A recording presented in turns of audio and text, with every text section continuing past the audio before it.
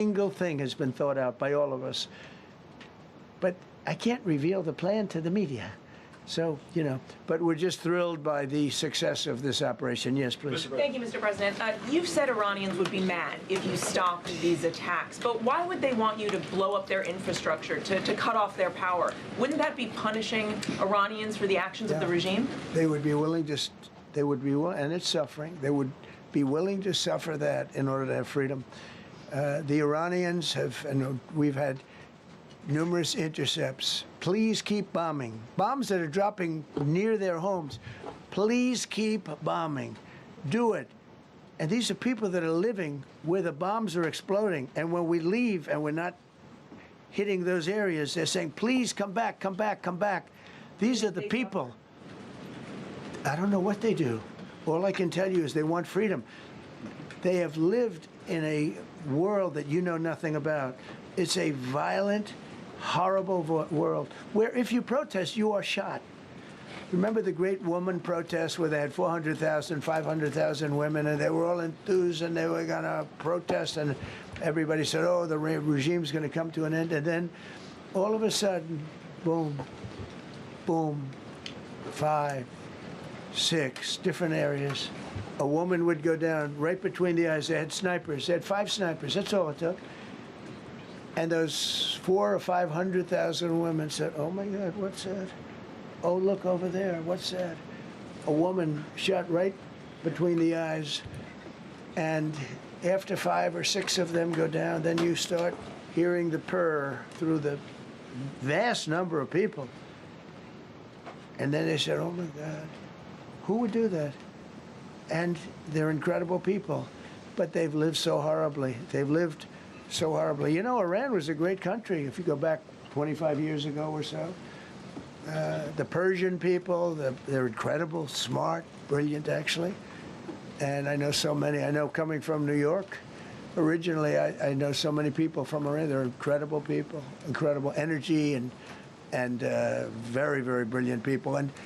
But when you're standing in a group and protesting and you have a woman, in the case of a woman, remember the Great Woman March, everybody was saying, oh, this is the end of the country.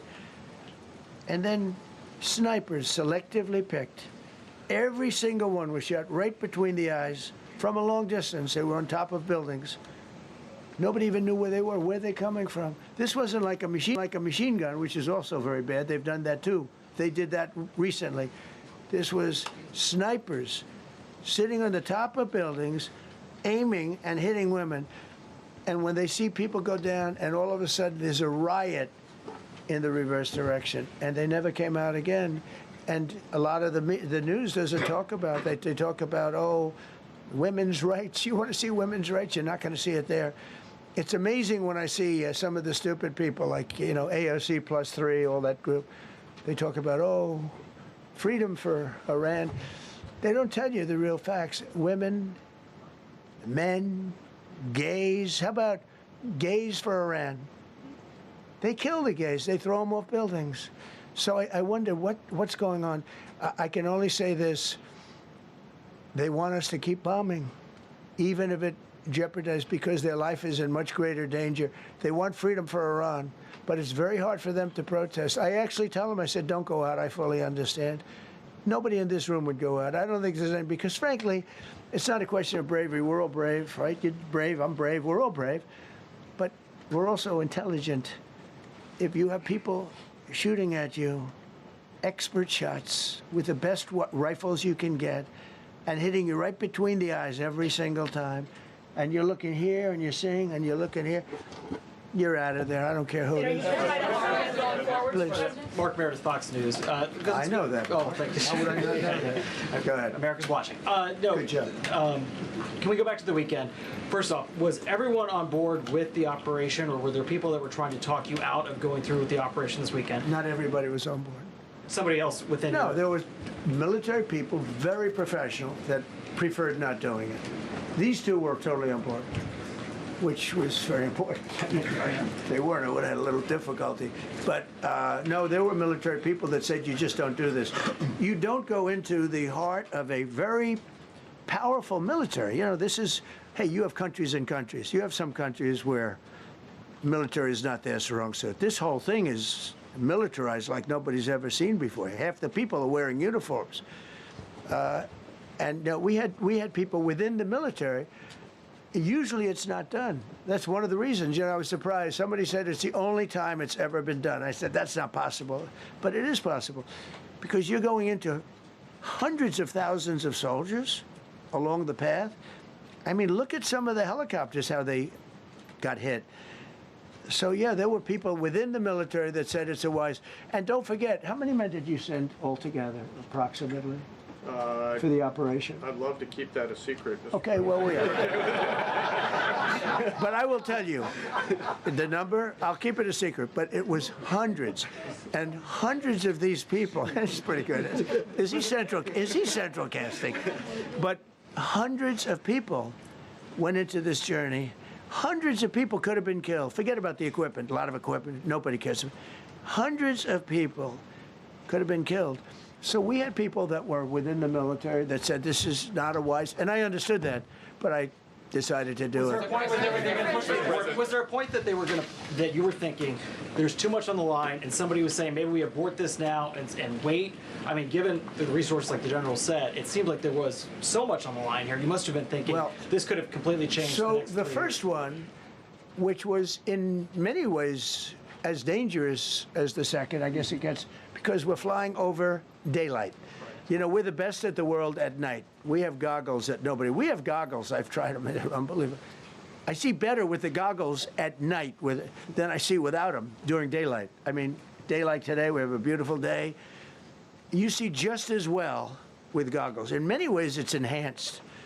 So we have the best in the world. So it's much safer for us to do it at night. Whereas other people, no other country has that capability. They don't have that particular piece of equipment like we do. But when I was told flying and in daylight, I think we flew 7 hours over Iran, and that's a long time, over unbelievably hostile territory where they have nothing but weapons. We took out their anti-aircraft, which is great. We took out their radar, which is great. We took out a lot, but they still have, what hit this one was a handheld shoulder missile, heat-seeking missile. So it's not like, they're totally whatever. And they had probably a little luck, because you got to get lucky. But they shot it, and it got sucked in right by the engine. But these guys were out of there. They were great. Their timing was great.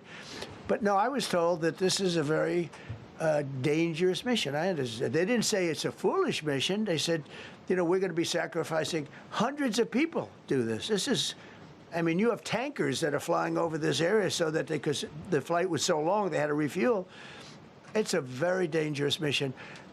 I just felt it was worth it. If you would have told me that we would have been successful, gotten both, and nobody was even essentially injured, I would have said that would be impossible. Yeah, please. Mr. President, thank you very much. Thank you, sir. I'll come back to you. Okay, thank you. Given that you are now dealing, you say, with a more reasonable, less extreme leadership in Iran, what does that mean for the protesters, for the human rights movement in that country after this conflict? Well, What's your expectation? Yeah, if they assume control, if we do something and they assume control, I think it's very positive, a big step. I don't think you'd see the radicalization that you have seen in the last. Look what happened. Women are being executed because they're not properly clothed, they say.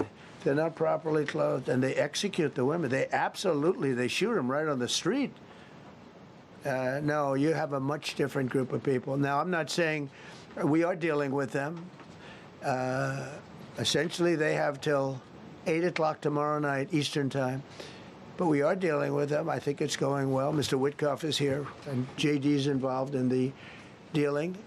Mr. Witkoff is sitting right here, and I think it's going fine, but we'll have to see. You have to understand, we've been dealing with these people for 47 years.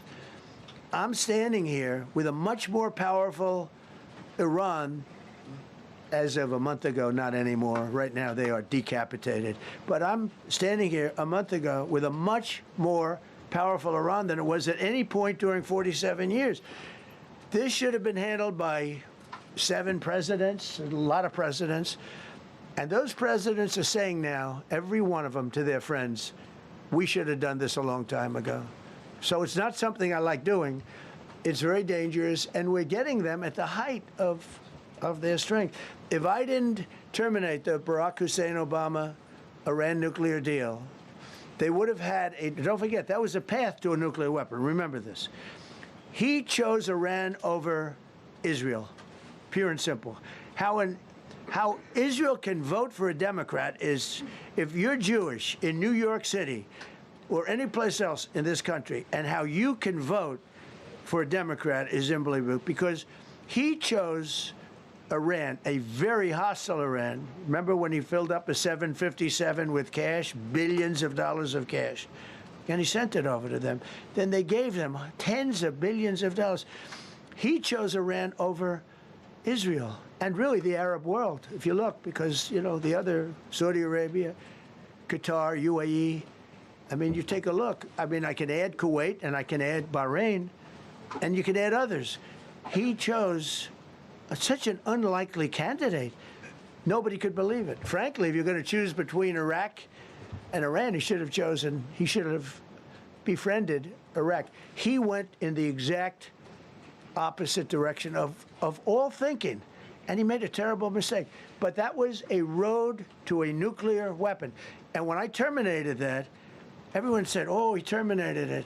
It was one of the best things we ever did, because he had a road to a nuclear weapon. And it was a very short-term deal. You know, countries don't do 10-year deals. Countries do hundreds of years. You don't do a 10-year deal. For a country, you need, this isn't, you're a landlord, you're renting a store on a certain street, and you give somebody a 5-year or a 10-year lease. This is a country. It was a short-term deal. It was ready to expire. I terminated it before it expired. Took a lot of heat, and it was one of the best things I ever did, because he would have had a nuclear weapon. Then he would have had another nuclear weapon, had those beautiful B-2 bombers not gone in 8 months ago, and obliterated that site. And by the way, the word is obliteration. CNN said, well, maybe it wasn't complete. It was so complete that they still haven't been able to get it. It was obliteration. But if we didn't hit them, that was a courageous decision, too, because we had all those planes flying in at night with very little cover, unbelievable stealth planes, and they were able to do their job. If we didn't do that, Iran would have had a nuclear weapon at a high level, either one of those two instances. And if they did, in my opinion, I told this to Bibi Netanyahu yesterday, Israel would have been extinguished. Large portions of the Middle East would have been extinguished, whether it's Saudi Arabia, Qatar, UAE, or others. And you saw that with thousands of missiles raining down upon them. They didn't think they were going to be hit. They thought they'd be watching us fight. And all of a sudden, UAE got hit by 1,500 missiles. He would have taken them out also. And they were powerful. If I didn't come along and terminate the Obama deal, which was terrible, the Iran nuclear deal was a road to a nuclear weapon, a big one, unlimited, legally. I terminated it without even much thought. It was so easy. I terminated that, and then the B-2 bombers. And I did one other thing. I had killed Qasem Soleimani, who was an evil genius. And the reason I did it, I heard he was going to knock out 5 of our military bases. And had he lived, I believe we would be fighting perhaps a different Iran right now, because he's never been replaced, you know. And I did one other, but this one was not picked up. Osama bin Laden. If you read my book, I said you got to take him out 1 year before the World Trade Center came down. So I wish you'd read the book. But you, as a president, to be a good president, I believe you have to have good instincts. And a lot of this is instinct. Yeah, please. Thank you so much for taking my question, Mr. President. Mr. President, last week you suggested that Europe should take the lead on reopening the Strait of Hormuz. Has circumstances changed now that you're issuing a direct 48-hour ultimatum? And secondly, would a new ceasefire include Israel, or would it just be between Iran and the US? I can't talk about ceasefire, but I can tell you that we have an active, willing participant on the other side. They would like to be able to make a deal. I can't say any more than that, but they'd like to do it. Thank you so much. You've listed the goals. Excuse me. Please, go ahead. You've listed the Mr. goals. President. Who you with? Who you with? My name is Dia Kurda. I'm with the largest Kurdish media outlet, Ruda Media Network. It's based in Iran. Go ahead. Mr. President, you said before that you don't want the Kurdish forces to enter Iran and be harmed. Do you still want them to stay away? Or what role do you expect them to play now? I'd rather have them stay away. And then, I'd rather have them stay away because I think they bring with them some problems and some difficulties. And I don't think they bring death, I mean, you know, to themselves. But I'd rather have them stay away. Go ahead. Thank you, Mr. President, for the question. Deliberate attacks on civilian infrastructure violate the Geneva Conventions and international law. Who are you with? I'm with the New York Times. Zolan from the New York Times. Are you failing? Are you concerned? Circulation way down at the New York Times. Are you concerned that your threat to bomb power plants and bridges amount to No, war not at crimes? all. No, I'm not. I hope I don't have to do it. But again, I just said 47 years they've been negotiating with these people. They're great negotiators. Why would that and act not because violate they're not going to have a nuclear weapon. And if somebody that takes my place someday is weak and ineffective, which possibly that will happen because we had numerous presidents that were weak, ineffective, and afraid of Iran, we're never going to let Iran have a nuclear weapon. And if you think it's okay for people that are sick of mind, that are tough, smart, and sick, really sick, you know, from a policy standpoint, from a any which way you want to say, mentally, these are disturbed people. If you think I'm going to allow them, and powerful and rich, to have a nuclear weapon, you can tell your friends at the New York Times, not going to happen. It means violating international law. Quiet. You no longer have credibility at the New York Times because the New York Times said, oh, Trump won't win the election, and I won in a landslide. I won every swing state. New York Times said, oh, Trump won't win the election. New York Times has no credibility. The credibility they have is it used to be all the news that's fit to print. The old gray lady, it was great, but they're running on past fumes, and you can't keep doing that. You have to be able to give the correct news. And people like you, who I know, are fake. You're fake. Go ahead, please.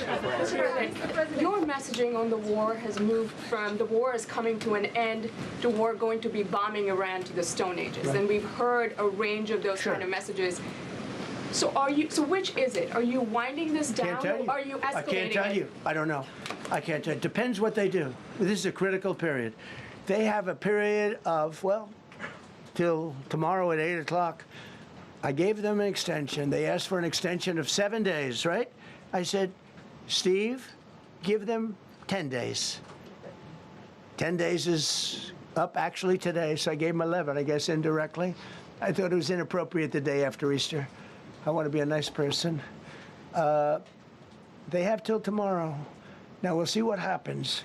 I can tell you they're negotiating, we think, in good faith. We're going to find out. We're getting the help of some incredible countries that want this to be ended because it affects them also. A lot of people are affected by this.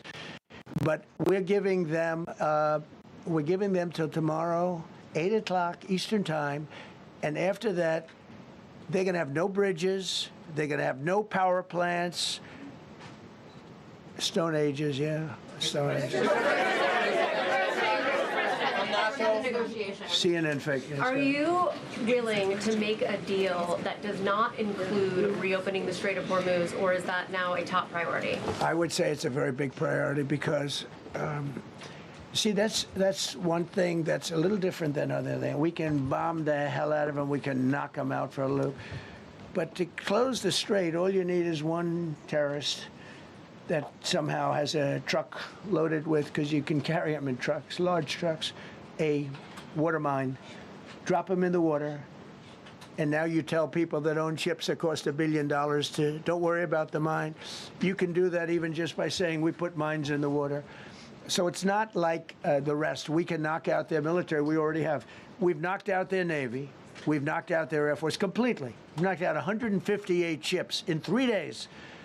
We've knocked out even their mine droppers. They don't have any mine droppers anymore, but they put them on other boats, and they could drop them. I'm not even sure they have any mines there, by the way. I'm not sure. I'm personally, they say there might be 8. I don't know.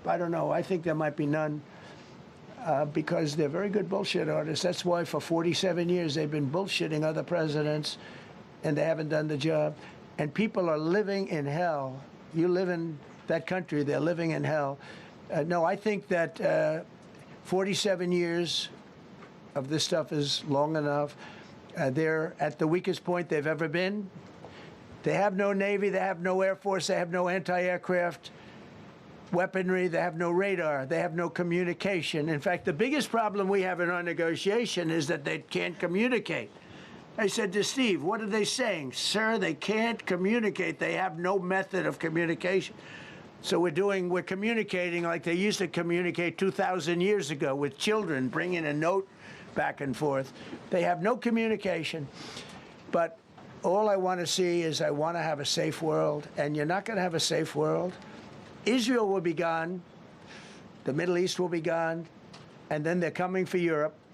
And I have to tell you, I'm very disappointed in NATO, very. I think that NATO, I think it's a mark on NATO that will never disappear in my mind. You know, they're coming to see me on Wednesday. They're going to say, oh, we'll do this, we'll do that. Now they all of a sudden want to send things, you know. But they said it loud and clear at the beginning when I spoke to UK of all. I would have said they would have been the first because they're the oldest. And I say, yeah, I'd love to have a little help. He said, no, sir, we'd rather wait till you win. I said, I don't need help after we win. They have 2 old broken aircraft carriers, barely work. I said, I guess we can use them. Who the hell knows? I called the general. He didn't even want them. He said, we don't really need them. We got the SS Abraham Lincoln, sir. We don't need them. You know, we have, in terms of technology, we had one day 101 missiles going at 2,700 miles an hour, aimed at the Abraham Lincoln. 101 missiles. Out of 101 missiles, 101 missiles were shot down. Unbelievable technology. 10 years ago, 5 years ago, I don't know if that would have been possible, but 10 years ago, that wouldn't have been possible. 101 missiles heading to a ship that's not that far off the coast. And out of the 101 missiles, we shot down all 101. We have weaponry. The Patriots are unbelievable. We have weaponry that's unbelievable, yeah. Just to clarify. Go ahead, please. Yes. Thank you, Mr. President. You said earlier today during the egg roll that you would like to take Iran's oil, but Americans want U.S. forces home. Correct. What's that trade-off? If I had my choice, yeah, because I'm a businessman first. With Venezuela, as you know, the war was over in about 45 minutes. And we have great people running Venezuela, very good people. I mean, the relationship is good. And we are a partner with Venezuela. And we've taken hundreds of millions of barrels, hundreds of millions.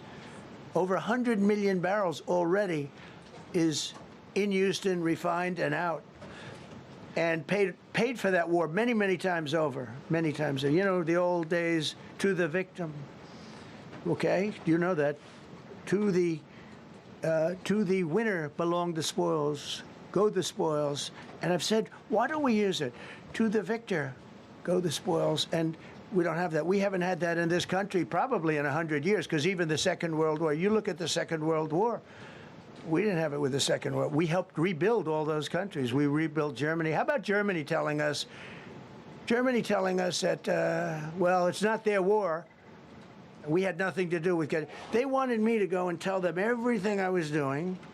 We didn't know anything about it. Well, if I would have told them, they would have leaked it, and we wouldn't have been nearly as successful, possibly, right? But to the victor belong the spoils. So we haven't heard that in, I think, maybe hundreds of years. Now with Venezuela, and just so you understand, the people of Venezuela, they say if I ran for president of Venezuela, I'm polling higher than anybody has ever polled in Venezuela. So after I'm finished with this, I can go to Venezuela. I will quickly learn Spanish. It won't take too long. I'm good at language. And I will go to Venezuela. I'm going to run for president. But we're very happy with the president-elect that we have right now. The people that are running it. If you remember Bush with Iraq, they fired the generals, they fired the police, they fired the people that worked in their equivalent of the White House. They fired everybody. And you know what they had? They had a mess. And you know what happened? ISIS formed. Those generals and those soldiers got together, the police got together, they all got together, they formed ISIS. Not going to happen with us. So Venezuela has been an incredible situation. We went in, we were very successful, military power like nobody's ever seen. The general, Venezuelan general said, I was on that site, I said, I've never seen ferocity like that. I've been doing this for 40 years. He said, I've never seen it. They hit us from 17 different, they were all set. They saw that big, beautiful aircraft carrier, the Ford in that case, and planes were pouring off it at 1 o'clock in the morning. So typically when you see that late at night, you know, you could be in trouble, right? And we were all ready. They had their equipment, it was Russian, and they had Chinese equipment. It was all set. They were going to give us a fight. He said, and then they came, and they came at speeds like we've never seen. And they came at 17 different angles. The general and his people, that was a lot of angles. They hit him from every angle. He said, we knew it was over in 3 minutes. We were waiting for them. Their equipment didn't work, and there's a reason it didn't work. Someday we'll explain that to people. They pressed the button, nothing happened. They pressed it again and again, nothing happened. And he said, we knew this whole thing was over in 3 minutes. We've never seen any, he used the word ferocity. The ferocity of these planes from 17 different angles, and it was over. They went inside. And remember, that was on a military base with thousands of soldiers. And those soldiers looked and they said, get the hell out of here. Thousands. We didn't have thousands. We had like 200 people. So we have a great military. And I'll tell you what, somehow this rescue captured the world's attention, more so than normally. You're talking about 2 people. But this rescue captured the world's attention. But we did it in Venezuela. That was amazing. And now we have a very bad man in prison and going to trial. I mean, he released, aside from the drugs, which he was terrible, Maduro released hundreds of thousands of people from jails into our country. Drug dealers, murderers, the worst people in the world were released into our country because we had a stupid president who probably didn't know, and we had a border czar who never went to the border and never once called our great Border Patrol agents, right? Not once, Kamala. She never called the Border Patrol. She never said, how are we doing? I used to call the Border Patrol guys every day. You can ask them, Paul, ask any one of them. Brandon, ask them all the time, how are we doing? How are we doing? And we now, I'm proud to say, have a totally sealed border. 9 months, nobody is coming through our border. And nobody even tries because they know they're not going to get through. So we don't have caravans anymore. So maybe 1 or 2 more and we'll be done. Mr. President, are you allowed to, or are you willing to end this conflict with Iran charging tolls for passage through the strait? Us charging tolls? Iran. What about us charging tolls? Is that something you're considering? I'd rather do that than let them have them run. Why shouldn't we? We're the winner. We won, okay? They are militarily defeated. The only thing they have is the psychology of, oh, we're going to drop a couple of mines in the water, all right? No, we have a concept where we'll charge tolls, okay? I thought you meant us.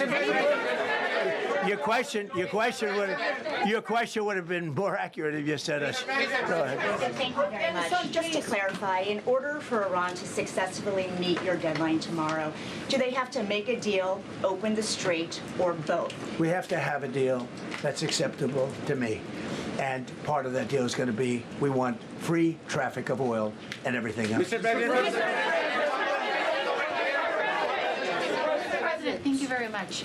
You've said glory be to God in this conflict. Do you believe that God supports the United States' actions in this war? I do, because And God is good. Because God is good, and God wants to see people taken care of. God doesn't like what's happening.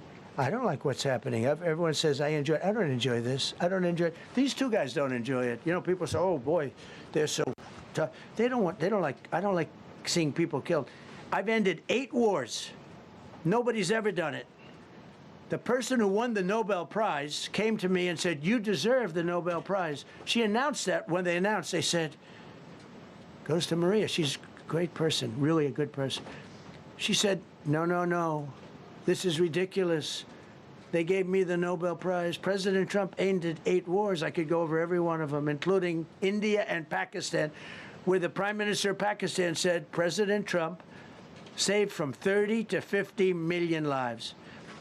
That makes me much happier than what we're doing right now. That makes me much happier. We have one more to end, by the way. President, you called yesterday in your Truth Social, you called the Iranians crazy bastards. True. What is your response to critics who say that... I don't care about critics. What is your response to critics who say that it is your mental health that should perhaps be examined as this war continues? I haven't heard that.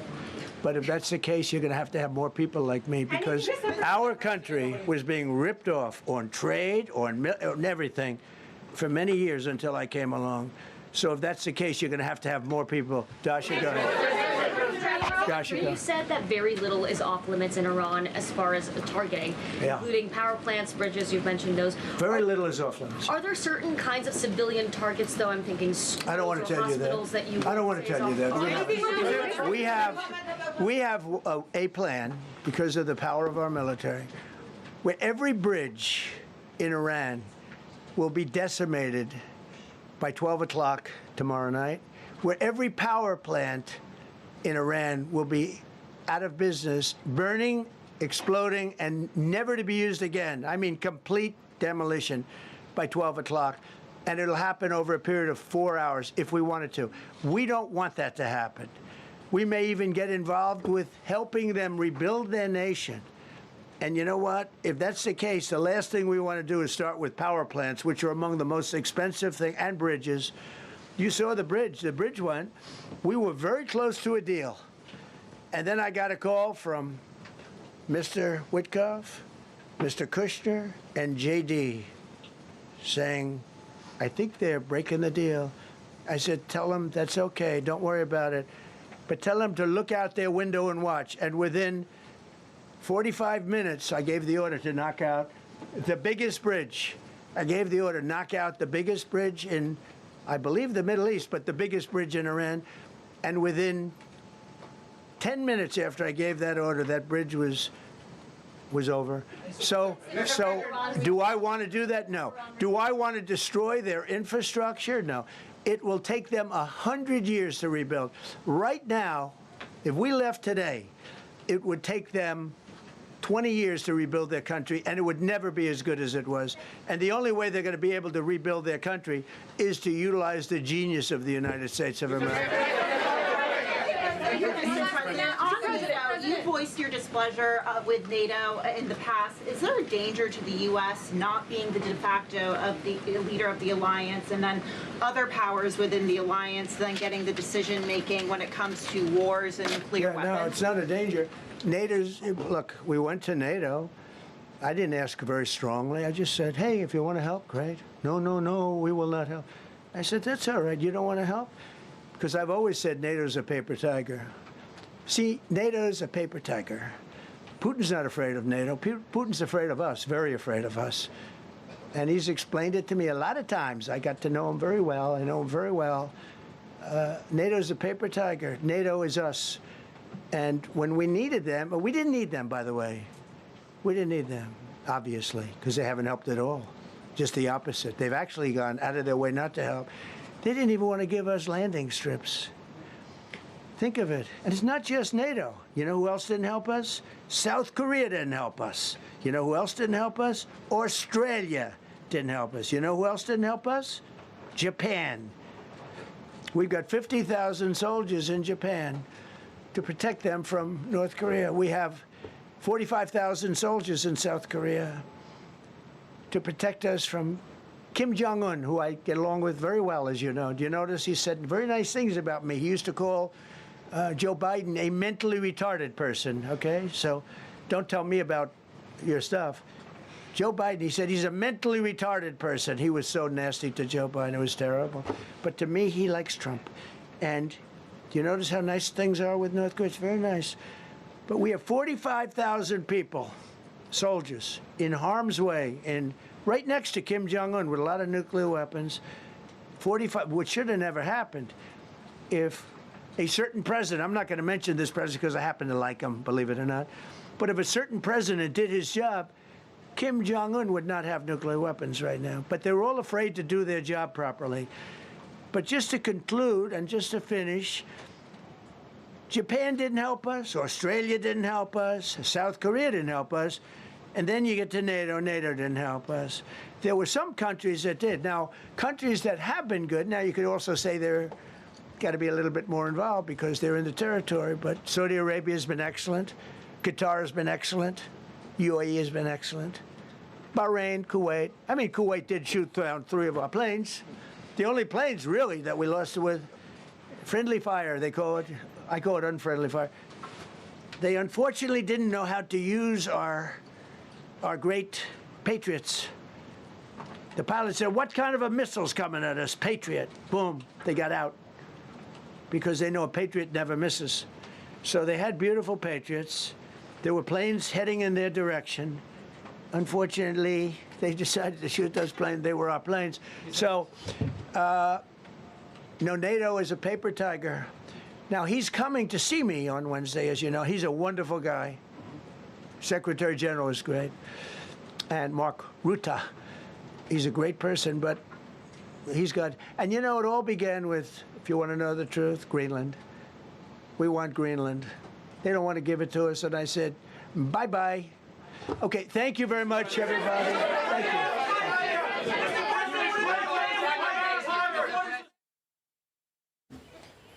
you. Thursday night, an American F-15.